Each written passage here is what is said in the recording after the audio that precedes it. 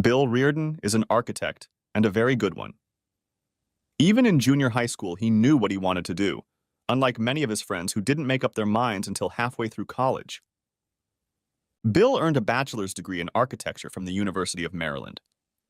He wasn't able to pursue graduate school right away because the family needed to put his younger sister and brother through college. Instead, Bill was able to get a good job with a well-known architecture firm in Northern Virginia. He started at the bottom, doing nothing more than a draftsman's job. After all, you don't start designing skyscrapers right away. Nevertheless, Bill felt comfortable in his job and was completely familiar with the computer-aided design programs used. By being frugal with his income, Bill was able to save up the funds necessary to attend graduate school. He was fortunate enough to be accepted into the graduate program at Purdue University. His company saw him off with regret because they were pleased with his work. Bill's savings were not enough to cover all his expenses, so he had to work. He took a job as a draftsman for a local engineering and construction firm that did a lot of contract work for the city. He had a flexible work schedule, but still had most of his classes in the evenings. Since he often had to work for hours on the computer for both his employer and homework, he often found himself in the cafeteria late at night. He would find some quiet corner and settle down at the computer until it was time to go to class or go home. It was in the cafeteria one evening that he met Joan. Sometimes the cafeteria was so empty in the evenings that there were more workers than customers. Joan was one of those workers. Bill noticed her the first night she came to work. Although Joan was dressed in waitress-like clothes, with hardly any makeup on, and her hair styled in an unfashionable way, he recognized her as a very beautiful woman in both face and body. As time went on, they became more and more sociable with each other. She often brought him coffee without asking. Sometimes she would stay and chat with him for a few minutes, trying not to take up too much of his time if he was busy working on some project. Among other things, Bill learned that she was a single mom with a 1-year-old at home. And although county social services helped her with some income, she still had to work 2 jobs to make ends meet. Bill realized that there was a mutual attraction between them and eventually asked her out on a date Saturday night. Joan told him that she really wanted to go out with him, but she didn't have any friends or relatives who could watch the baby, and the cost of a babysitter was very high. Bill wasn't going to let the cost of a babysitter scare him off and told her that he would cover that expense. She was genuinely disgusted and ashamed that she was so poor that she had to rely on Bill's kindness to spend time with her. It was more than honorable for Bill to do so. On Friday after class, Bill walked into Joan's little apartment. Joan was already there and dressed for their date. Her outfit confirmed Bill's earlier assessment of her beautiful face. Joan's nanny was also there. Joan was anxious for Bill to see her little daughter, so she carried her into the living room to introduce them. Bill thought it was the most beautiful baby he had ever seen. Her name was Joyce. Thus began Bill and Joan's relationship. Over the next few months, Bill fell in love with Joan and her baby. He was not at all embarrassed by the fact that Joan was a single mom with a baby. Joan fell in love with Bill and was grateful that he had so willingly accepted the baby as part of their relationship. Joan admitted that she had given birth to the baby out of wedlock.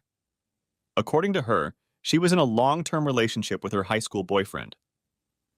When they were both attending community college, she became pregnant. Her boyfriend wanted her to have an abortion, but she refused. He soon left her and went off to college in another state. Since then, she has had to struggle with a baby and living expenses. Social services helped her and provided some income. Her family also helped her from time to time, but she wasn't very well off herself. She worked 2 jobs to further increase her income. After a few months of getting to know each other, they started sleeping together. When Bill was nearing the end of his master's degree, he asked Joan to marry him. Joan was overjoyed. She had found a man she loved, who really wanted to be the father of her child, and in fact, loved him as much as she did. After graduation, Bill, Joan, and Joyce moved back to Northern Virginia, where Bill found a job with his former employer. This time, because of his high level of education and experience, he was hired at a much higher level than before and at a much higher salary. Bill and Joan rented a 3-bedroom townhouse with a 2-car garage.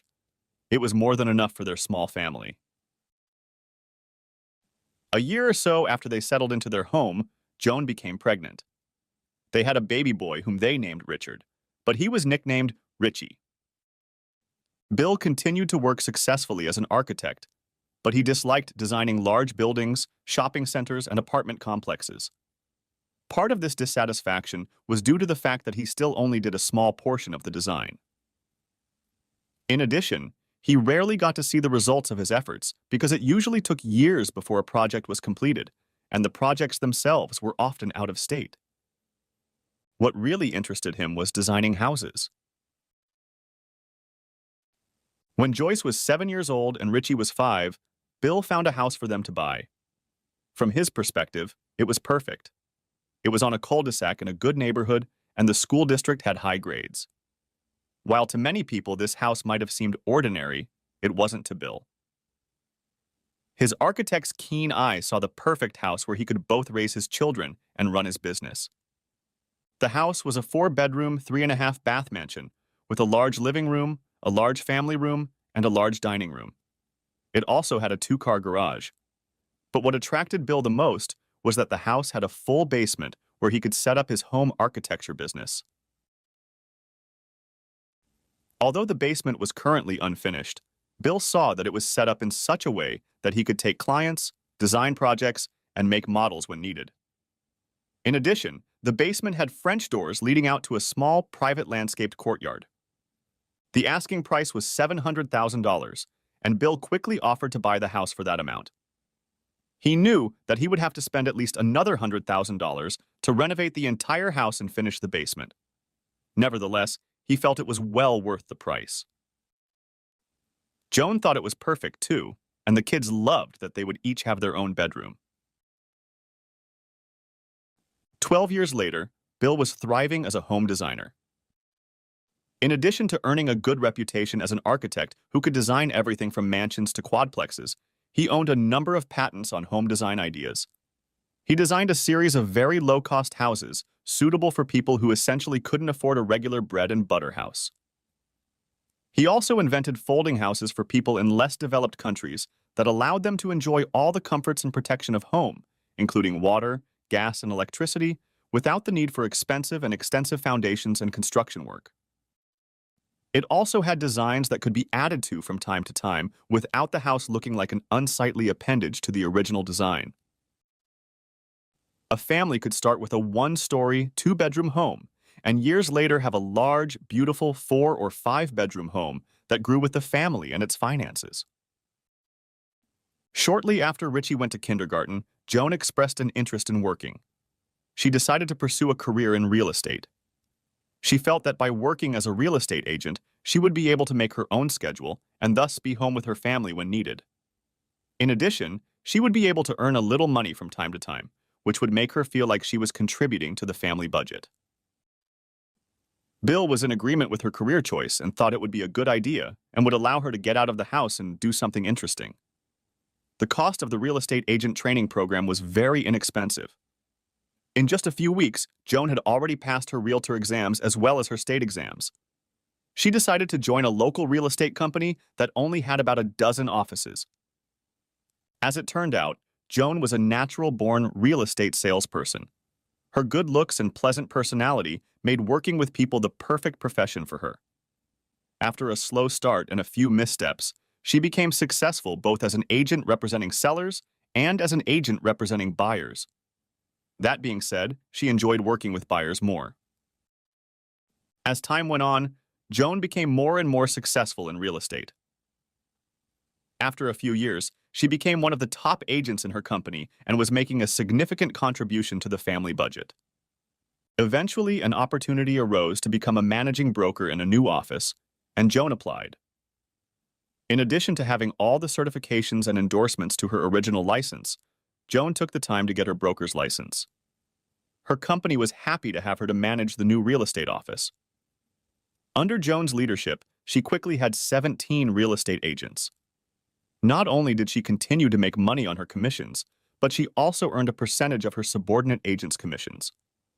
As the reader can probably guess, Joan's dedication to her career was taking up more and more of the family's time, and Bill's. Joan left home early and was gone most of the day. She often worked weekends when there was an open house to babysit. She also organized ongoing training for her agents on weekends and evenings so that they would have a free week to work with clients. As Bill's business was centered in his home, Bill began to take on more and more family responsibilities. Bill would get up early to make breakfast and pack lunches for Joyce and Richie and walk them to the bus stop. In the evenings, he helped them with their homework, participated in school activities, and attended sporting events. If his wife was running late, Bill took responsibility for cooking dinner. He became quite a good cook and often cooked with Joyce, trying new recipes. Intimate contact between Bill and Joan became less and less frequent. Coming home, Joan was often tired, and after dinner and a glass of wine went to bed early. Bill made several attempts to rekindle their intimacy, but none were successful. Bill's story began on a late spring morning. He was driving home from the airport where he had dropped his wife off to send her to the annual 3-day real estate conference. As he turned the corner onto his street, he noticed a white SUV parked at the curb in front of his house. As he turned into his driveway, he saw a woman sitting on the porch steps. He stopped the car in the driveway rather than put it in the garage to greet his guest. When he got out of the car, the woman on the porch stood and waited for him to approach her. Bill assessed the woman from a distance. She was about 5 feet 4 inches tall. Her light brown hair was gathered on her head. She had a pleasant face. It would have been pretty if she had been wearing makeup, but she wasn't. From the wrinkles on her face, Bill realized she was in her 40s or 45 years old. She had a good figure, which she didn't try to show off in her slate blue pants and loose white blouse. Nevertheless, Bill noticed that she had a narrow waist and an impressive rack. The lady spoke first. "Are you Bill Reardon?" she asked. At the same time, she extended her hand for a shake.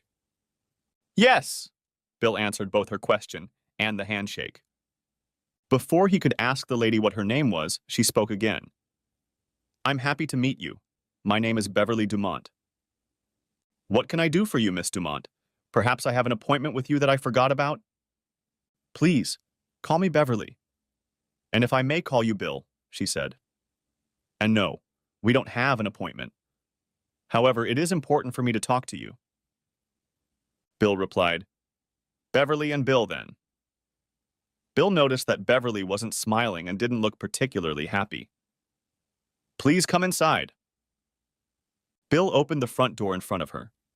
He noticed that Beverly had lifted her backpack, which seemed quite heavy. Once inside the house, Bill led Beverly into the spacious family room. Beverly chose a seat on the couch in front of the large coffee table.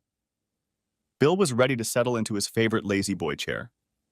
Then he remembered his manners and asked his guest if she would like something to drink. "A glass of wine would be nice," she declared. "Dark red wine, if you have it," she added. "Strong red wine is my favorite," Bill replied. Bill went to the kitchen and poured 2 glasses of Carnivore, his favorite Cabernet Sauvignon. He returned with 2 glasses of wine and a bottle, which he placed on the coffee table. Beverly immediately took several large sips of the wine. Bill noticed that she was preoccupied with something. "What can I do for you, Beverly?" asked Bill, a more serious note in his voice now. Beverly took another sip of wine and then said, "What I have come to discuss with her is very personal and very difficult to talk about. Your feelings will be greatly hurt, so I'll just state it bluntly. I am the owner of Dumont Furniture Rental and Staging Company. Our main source of income is staging homes that are for sale. Our best contacts are real estate companies and real estate agents. I don't do it myself. I handle the day-to-day operations of the company. My husband, Leonard, is the company's marketing representative, so he personally works with brokers and agents. Your wife's office knows him well. And so is your wife." The way Beverly uttered the last sentence made Bill's stomach knot. "Go on, Beverly," he said sharply. "I'm sorry to tell you this, Bill, but my husband and your wife are having an affair. As far as I can tell, it has been going on for over 7 months. They meet at least once a week, usually in a house that is for sale and furnished enough to have a bed in it. The house is always listed as by appointment only, and of course, your wife won't allow any meetings while they're using it. Now it was Bill's turn to take a big sip of wine. I really find that hard to believe, Beverly. Do you have any proof? Photographs? Videotapes? Yes and no, Beverly replied. At first, I only had vague feelings that something wasn't as it should be. It was little things that seemed odd to me. For example, my husband didn't get as many things done in a day as he should have. At times, I couldn't reach him, and his cell phone was off, and I couldn't find him on Friend Finder. Then I thought I could smell perfume from him from time to time. This coincided with the days I couldn't find him. There were other incidents, but eventually it dawned on me that he might be having an affair. I can't put into words how exhausted I was inside after coming to that conclusion. I was nervous, I lost weight, I couldn't do my job. I was a complete mess. So I decided to find out the bottom line and hired a private investigation company to follow him. A week later, they informed me that he was seen entering a house for sale with a woman. They arrived in different cars. The woman's car had a real estate agency logo on the door. They usually stayed at the house for about 2, sometimes 3 hours and then left separately. It was not difficult for a private detective agency to determine that the woman was Joan Reardon, your wife. This pattern of appointments was repeated from week to week. However, I don't have a single photograph or videotape. That's what today is all about. I'm sorry to dump all this on you, Bill, in such a cold-blooded way. In fact, I wish someone would address me in a similar manner. Then I wouldn't have to be plagued by doubt and uncertainty for months. Bill was at a loss as to what to say and how to answer. He was about to tell Beverly that he still didn't believe her when their conversation was interrupted by a call on Beverly's cell phone. Beverly apologized, raising her hand to indicate that she needed to take the call. Bill could only hear one side of the conversation. "How are the preparations going?" she asked the person on the phone. "Are all the rooms ready? Audio and video? Will we be able to test it soon? Okay, I'll sign off." Beverly hung up the phone and turned to Bill. "May I log on to your internet server, please?" Saying this, Beverly pulled a laptop computer out of her backpack and set it on the coffee table. Bill, like a robot, typed in the password to connect to the Cox internet. As Beverly turned on the laptop, she continued to talk to Bill. "You just got back from the airport, right?" Answering her own question, she continued. "You took your wife on a flight to Atlanta for a regional real estate conference." "Yes," Bill replied. "She goes there every year. She told me she takes a lot of good information on how to market real estate, how to attract buyers and sellers, and so on. Sometimes she buys new software that comes in handy in her office, and she talks to various real estate-related companies." "Like mine, for example," Beverly interrupted. "I took my husband to the airport about 2 hours ago. I'm sure he's on the same flight as your wife." "My husband attends the same conference every year. He even gives a presentation on the benefits of staging in front of a combined audience. It's been very compelling and has brought in a lot of clients, both real estate offices and individual agents." "Did you know, Bill, that according to my investigation, your wife has no hotel reservations at the convention? Not in her name, nor in the name of her company. I believe she intends to check into my husband's suite." Beverly glanced at her watch. "Their plane should be landing any minute now. I don't expect a call from my husband until he arrives at the hotel. Your wife is probably going to call you as well." Bill replied, "Yes, she said she would call when she landed, and again later after she checked into her room." Bill felt a knot forming in his stomach that was getting bigger and bigger. "Tell me what's going on, Beverly," he commanded. "You deserve to know everything," Beverly replied. "I have long suspected that your wife and my husband intended to spend time at the hotel. I wanted to catch him red-handed on video. A few days ago, I rented a room at their hotel on behalf of my company. Yesterday and this morning, my investigators placed numerous video cameras and recording devices around the rooms. The cameras are connected to a server that broadcasts what is happening live to me through my computer and the same computer installed in my attorney's office. Everything will be recorded. Bill inquired, "What's stopping anyone else from seeing the image?" "A password is required to access the site. Only myself and my attorney have the password," Beverly replied. Bill's cell phone rang. Judging by the ringtone, it was Joan. "Just got here," came Joan's cheerful voice as soon as he answered. "How was the flight?" asked Bill. "Easy. I decided to treat myself and flew first class. I had a nice lunch and even managed to take a little nap. Of course, the company will pay for all that, as well as the conference and the hotel room." Bill finished the thought. "And you'll be able to write it off on your taxes as a business expense, right?" "That's right, honey," she said. "Next year, you'll have to come with me and we'll make a vacation out of it. Atlanta's a great place for tourists." "And lovers," Bill said without even thinking about it. Beverly looked up quickly and shook her head as if to tell Bill not to hint at his suspicions. "Then it's a date," Bill quickly added. "Even if you have to hang out with your realtor friends during the day, we'll have ourselves a vacation. At night, I'll only want to see you in your bright red negligee." Joan replied, "My luggage is here. I have to go. I'll call you tonight from the hotel.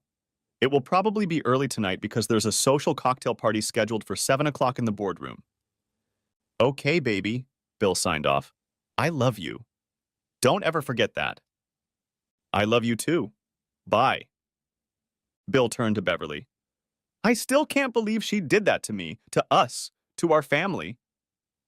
"I didn't want to believe it either," Beverly said. "All the little clues were eating away at me like acid. Now, after all these months, I have to find out for sure." Beverly typed a few characters on the computer. "This is it," she exclaimed. The phone rang. She looked at the caller ID, noted for Bill that it was her investigator, Paul Drake, and picked up the phone. "I can see everything," she said. Again, Bill heard only Beverly's version of the conversation. "Yes, the image is very clear. How do I switch between rooms? What about the sound? Okay, I'll turn up the volume." Bill then heard a voice behind the computer. "How can you hear me?" Beverly replied, "Clear as a bell." The voice continued, "I'm going to go from room to room in the suite and I want you to follow me, switching between cameras. I'm going to talk as I go. Check 1, 2, 3, check 1, 2, 3. "It's working," Beverly assessed. The investigator's voice continued, "I know they've landed. Now we'll clean up the room and leave. When they arrive, we'll be in the lobby and I'll text you about what we see and take pictures of." "Thank you, Paul. I'll look forward to your calls." Beverly turned to Bill and said, "I need to make one more call to my lawyer." Beverly hit speed dial on her cell phone, and her attorney answered immediately. "You're online. Okay, so you see and hear everything? And it's all being recorded, right?" Hanging up the phone, Beverly took another big sip of wine, emptying her glass. She poured herself another glass. Then she turned her attention back to Bill. "I know it was intrusive of me to burden you like that. Even if you believed me, I'm not sure you'd want to see it live." As time went on, Bill became more and more sullen. He told Beverly that he would have to drink something stronger if he wanted to get through this. He headed for the kitchen and then turned and asked Beverly if she wanted something stronger too. Beverly settled for a bottle of wine. Bill returned from the kitchen with a bottle of bourbon and a shot glass. While they waited, Beverly tried to turn the conversation to a lighter note. "My investigators told me you have a daughter and a son. Is that true?" "Yes, it is. My daughter's name is Joyce. She is actually my adopted daughter. She was a year old when I met Joan. She is now in her second year of university. Although it is not far away, we decided to rent a small apartment for her, which she shares with friends. She is involved in sports, art, and many other activities, but manages to come home on weekends if possible." "And your boy?" asked Beverly, wanting to keep the conversation going. "His name is Richard, but everyone calls him Richie. He was born 2 years after Joan and I were married. He's in high school now. He plays sports, too. This weekend, he's going away to a football game. He'll be home Saturday afternoon." Bill thought for a moment, then added, "It's probably best if they both go away for the weekend." There was an awkward lull in the conversation until Bill turned to Beverly. "What's your story? Who is this husband who is cohabitating with my wife?" Beverly sighed, then began her story. Dumont Furniture Rental and Staging Company was founded by my parents over 30 years ago. I worked for them until they retired, at which point I took over the management. When they passed away, the business passed to me. The company was moderately successful, and as it grew, I realized I needed help, especially in marketing our services. I met Leonard Lenny about 7 years ago. Although he was 5 years younger than me, we hit it off right away. Lenny is very charismatic and very chatty. He's a natural-born salesman. After we got married, he got into marketing. This included advertising, sales, customer service. He created our company website. In his line of work, Lenny was away from home a lot. He regularly traveled to every real estate office within a 100-mile radius that needed staging, as well as companies opening offices that needed office furniture. Lenny was picking up a lot of clients. He was earning his paycheck. Now I suspect he was acting even before he met your wife. But for some reason, he was particularly fond of her. I think it's the longest affair he's ever had. Beverly continued. Even though Joan is 10 years older than my husband, she is still a very beautiful woman. And, like my husband, she is also a born salesman. I guess together they sold each other everything they could and told each other what attractive people they were. Bill and Beverly sat in silence for some time. Finally, the anxious silence was broken by a message that came over Beverly's cell phone. "They've checked into the hotel," was all the message said, but it was accompanied by a picture of Beverly's husband and Bill's wife holding hands at the front desk. "They are on their way up," the next message read. Bill, who still hadn't looked at Beverly's computer screen, rose from his chair, grabbed a bottle of bourbon and a glass, and sat down on the couch next to Beverly. She wrapped her arms around herself in preparation for what she feared she was about to see. The sound was quite sensitive, and they heard the key card being inserted into the lock on the door. The door opened quickly, and Lenny quickly lowered their luggage to the floor. Before the door even closed, Lenny turned Joan around to face him and kissed her. Joan reciprocated him. "No more waiting, baby," Lenny said. "Not a minute more." Without further ado, the two adulterers got down to it, while Bill and Beverly watched. Beverly was no longer a woman in control of her feelings. She cried. How could he? She asked herself. I loved him so much. Bill put his arms around Beverly and pulled her to him. He was just as broken by what he had just witnessed. Tears were streaming down his face as well. I needed that, Joan said. Hang on a bit, I need to call home. Bill watched as his wife propped herself up on the edge of the bed. She picked up the phone and dialed a number. A few seconds later, Bill's phone rang. He didn't know if he should answer the call.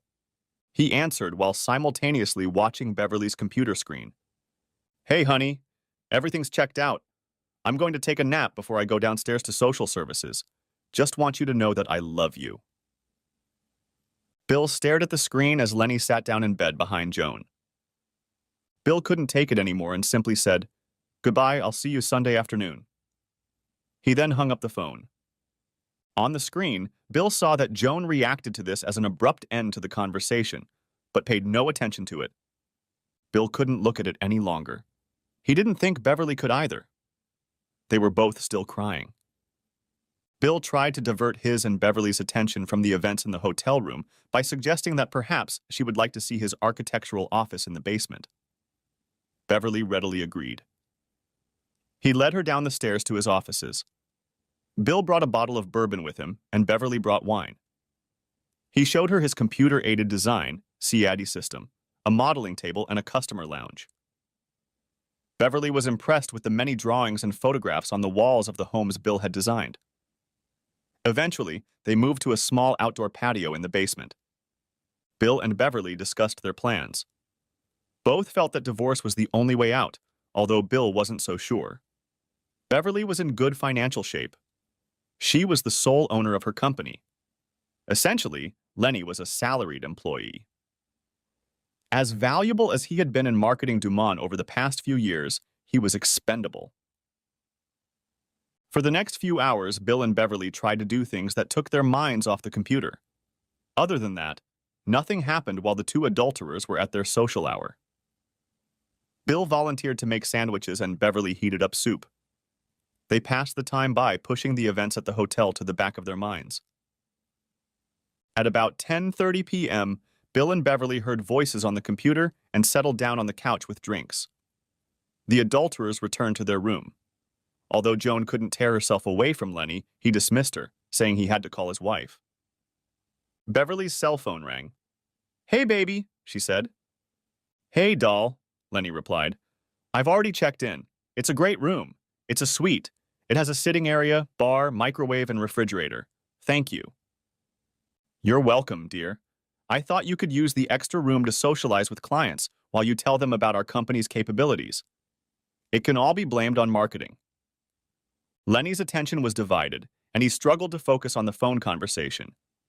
He needed to finish it. "I'm really tired, babe. I'll call you tomorrow. I love you." Beverly replied through clenched teeth. "You don't know how much I love you." They watched their spouses for a few more minutes. Joan asked Lenny, "How long have you been playing with your wife?" Lenny replied, "Since we got married. I love women. They're like flowers just waiting to be plucked.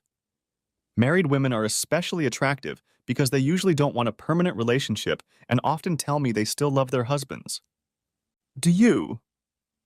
Joan replied, "I love my husband to death. He saved me and my daughter from a life of poverty. We have a wonderful son. Bill saved enough money to send them both to college. He sent me to real estate school. We have a very nice house and lots of friends. We have a wonderful life together." "Then why is that?" inquired Lenny. "I found out a while ago," Joan continued. "When I was just starting out as a real estate agent, a wealthy buyer made me an offer. He said he would buy this house from me at a specified price if I would sleep with him. He was nice looking and very polite to me. I reluctantly agreed. He took me to his hotel room, and I loved it. And I got a huge commission. Officially, I guess that makes me a whore. However, after that incident, I decided that if I needed to do it again to sell a house, I would. It didn't happen often, maybe a couple times a year, but I did what was necessary to sell. Bill was very happy for me and said that my personality was what made me a great real estate agent. He was partly right. In fact, you are the first man with whom I have had a lasting romance. However, I don't expect our relationship to last forever. Eventually, we will grow tired of each other until we just stop. Then you'll just become a secret, pleasant memory." "I should get home before I get so intoxicated I can't drive," Beverly announced. She pulled a pen and notepad out of her backpack and wrote something down. "If you want to watch this disaster on your computer, here's the website address and password." She turned off the computer, closed the lid, and put it in her backpack. "I'll be back here Sunday morning when they leave the hotel to give you the DVDs my attorney has burned. Let me know your intentions. I intend to meet with my husband right away." Bill escorted Beverly to her car. When he opened the door in front of her, she turned to him and gave him a tight hug that lasted several minutes. In fact, they hugged each other. Then she drove away. Back at the house, Bill walked to his office and unplugged the laptop, which was connected to a monitor, printer, and other peripherals. He brought it into the family room, set it on the coffee table, and plugged it in. Then, turning it on, he typed in the website address and password. He didn't see his wife in the first image of the hotel room and switched to another until the image of the bed appeared. It was night and the lights were off, but the low light of the video camera showed his wife lying in bed with Beverly's husband, Lenny. For the first time, Bill was able to analyze his feelings. He was hurt, very hurt. How could Joan do this to him, to them, to their marriage? And he was humiliated. Not only that, but Joan admitted that she had been having fun with other men to sell houses. That admission alone drove him to believe that divorce was the only way out. Bill thought their life was comfortable, and that's when Bill became angry. How could she do this to him, to the family he loved, to the children, to the marriage? He felt he couldn't justify Joan's actions. The only thing left to do was divorce. He would not become a willful cuckold. His pride and self-esteem would not allow him to be married to a woman who showed him such disrespect. Bill continued to drink. Too much. A drowsiness came over him. The last thing he remembered was around 11 p.m. when Lenny woke Joan from a deep sleep. Sunday afternoon. The cab stopped in front of the Reardon house. It could have parked in the driveway, but Joan Reardon's car was parked there. Joan Reardon got out of the cab just as the trunk opened. As she looked around, she noticed her daughter Joyce sitting on the steps of the covered porch. She turned to her daughter. "Help me with my luggage, please." Joan turned to pick up her luggage, which the driver placed on the curb. She was going to leave one bag for Joyce, but when she looked for her, she was still standing on the porch steps, not moving. With some difficulty, Joan dragged the suitcase across the lawn, slinging one carry-on bag over her shoulder and holding the briefcase in one hand. Joyce watched her expressionlessly. When Joan finally reached the cement walkway in front of the porch, she put everything on the floor. She was visibly angry. "You could have helped me, you know." Joyce didn't react or say anything. "What are you even doing home?" "I thought you were at school." Joyce replied, "I came home Saturday morning when I found out you were leaving for your conference. I wanted some one-on-one time with Daddy." "And where the hell is your dad?" "He knew what flight I was coming on. I waited for him for over an hour. I called him probably 10 times, but there was no answer. All the calls went to voicemail. What the hell is he doing that's more important than picking me up on time?" Joyce spoke for the first time. "Daddy and Richie are at Lake Ann Park." Joan became indignant. "Why the hell is he there and not at the airport?" "They're having a beer together, relaxing and bonding," Joyce replied. "I don't know what's gotten into him, but I'm going to give him hell when he gets home." Joan climbed the porch steps and went to the front door. Trying to open it, she found it locked. Damn it. She cursed and rummaged through her purse for her keys. Joyce watched her with quiet amusement. When Joan tried to unlock the door with her key, she found that it didn't fit the lock. "What the devil is going on here?" she said frustratedly. "Your keys won't fit anymore, Mom. Dad changed the locks yesterday." "Why the devil did he do that?" resented Joan. "They were working fine when I left." Turning to face her daughter, Joan noticed a pile of 7 or 8 black plastic garbage bags at the far end of the porch. There were also 2 cardboard boxes on a patio table and 2 large suitcases next to the railing. "What's all this stuff doing here?" Joan asked. Asked Joan. Joyce stood up and looked at the far end of the porch. "It's all your stuff, Mom, all of it. All your clothes are in garbage bags, as are your shoes, and all the stuff from the dresser. Your makeup is in one of the cardboard boxes, and your jewelry is in another. The 3 of us spent half of Saturday packing your stuff. I packed the suitcases myself. They contain what I think you need to have with you for work and vacation in the near future. You should take the suitcases, boxes, and any trash bags that can fit in your car. Richie will pick up anything you leave behind and put it in the storage room we rented for you." "What's going on here?" exclaimed Joan. She felt a knot begin to knot in her stomach. "Dad knows all about your extramarital affairs. We all know." Joan replied, not quite sure what she was saying. "That can't be true. I've been so careful." "Maybe you have been careful, Mother.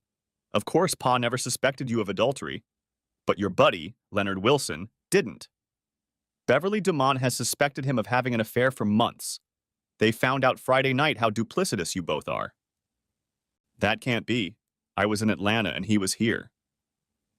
"Beverly hired a private investigation company to spy on you and your boyfriend.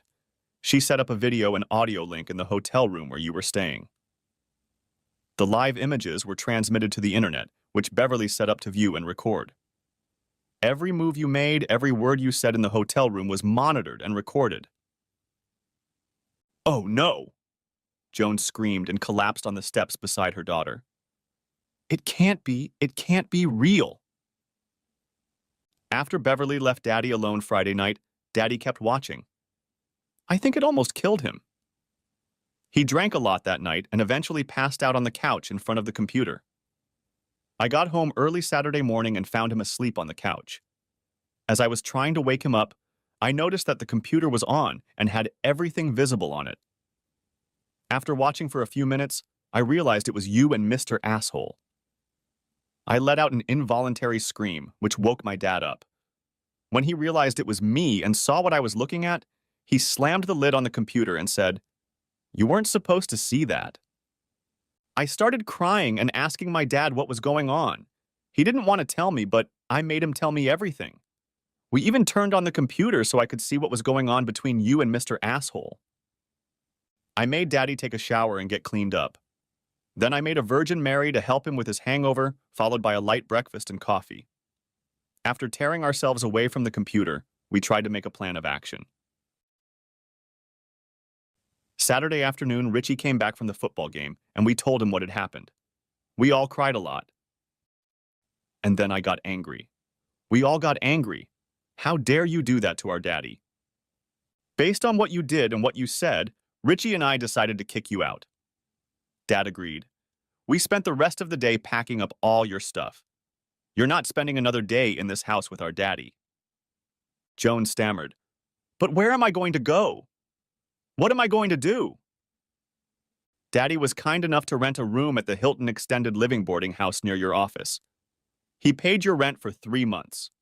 By the way, Beverly does the same for her husband, only she only pays for his room for 1 month. Maybe the two of you will meet tonight, compare notes, and have some silly fun again. And maybe when Mr. Asshole runs out of rent, he can move in with you because he won't have a job that will allow him to get a lot of housing.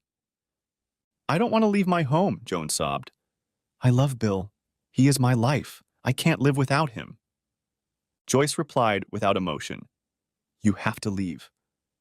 No one else here needs you. Not Dad, not Richie, not me. Besides, you should know that Daddy has an appointment with a lawyer on Monday. He's going to file for divorce. No, no, no, no, no. Please, no, replied Joan. Joyce continued her blitz of questioning. Dad intends to keep this house. After all, it is his place of business. Besides, he'll keep the house because both Richie and I will be living with him, and he'll have custody of Richie since he's still a minor, but old enough to choose which parent he wants to live with. There will be no child support or child support payments since you make a very good living as a real estate broker. Dad, who fully funded your IRA, will let you keep it, but will not make any more payments on it.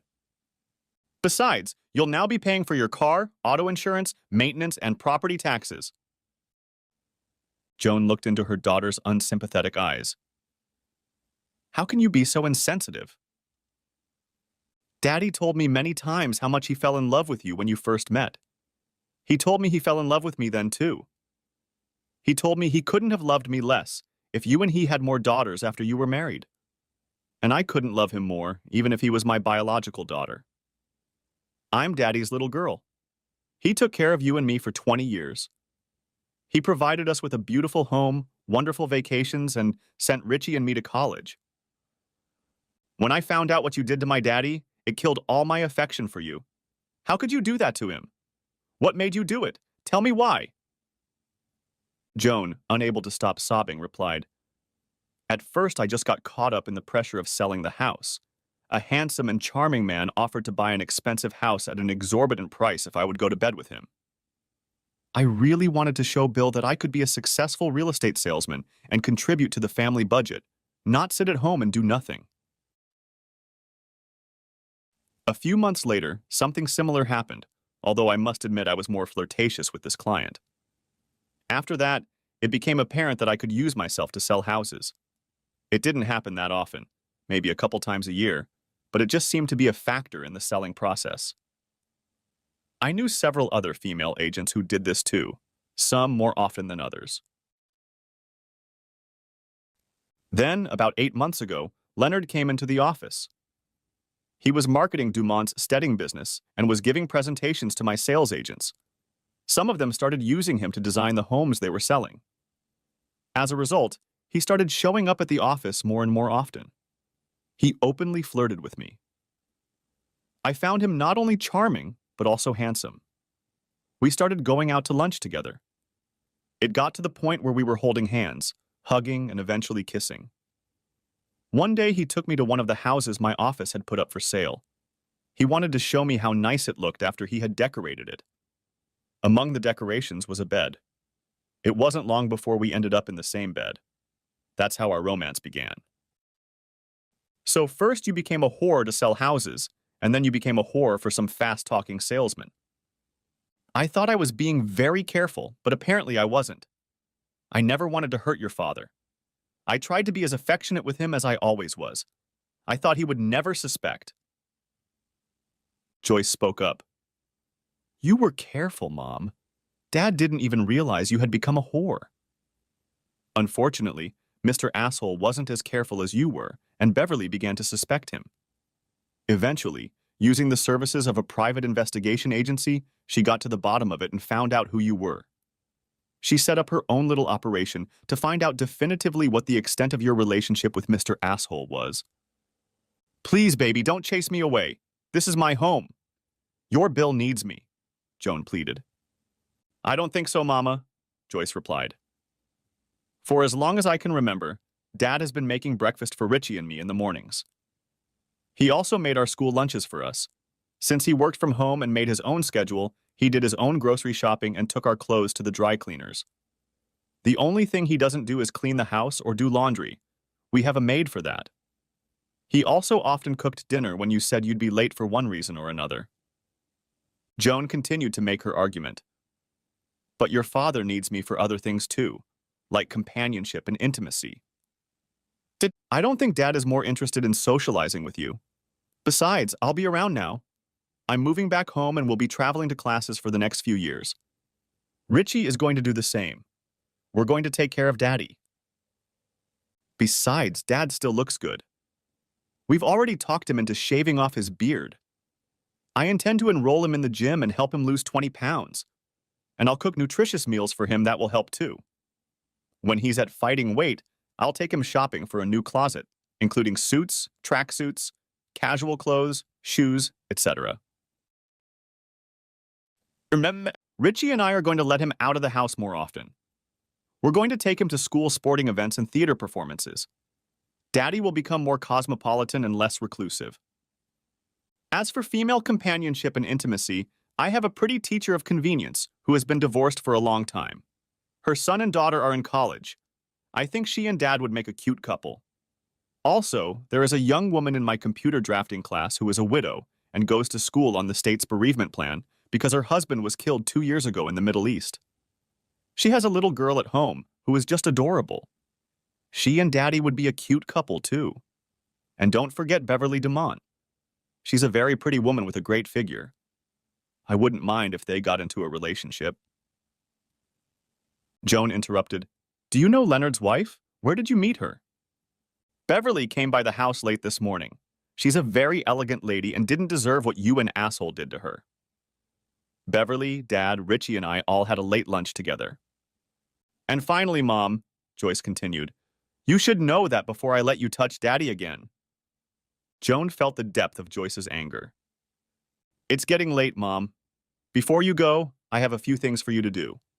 First, I have the address of your new home and the key to your apartment. Joyce held out a manila envelope to Joan.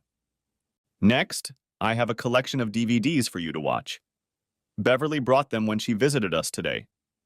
Maybe you and Zazrans can entertain yourselves with them in the evenings. Receiving the gifts, Joan collapsed on the porch steps. They were physical evidence that her future had indeed changed in such an unimaginable way as Joyce had described. Now, Mother, I've got to go. I'm meeting Daddy and Richie tonight at a nice restaurant where we're going to make plans for the future. Please, Joan pleaded. Is there nothing I can do to make the pain go away? To earn a second chance? To be forgiven? I can't think of anything, Mother. Maybe in time we'll figure something out. Richie and I will probably eventually forgive you because you're our mother. Dad will probably forgive you too, but it won't be anytime soon. The end. Thanks for watching. I hope you enjoyed it. So subscribe to my channel and watch the next video.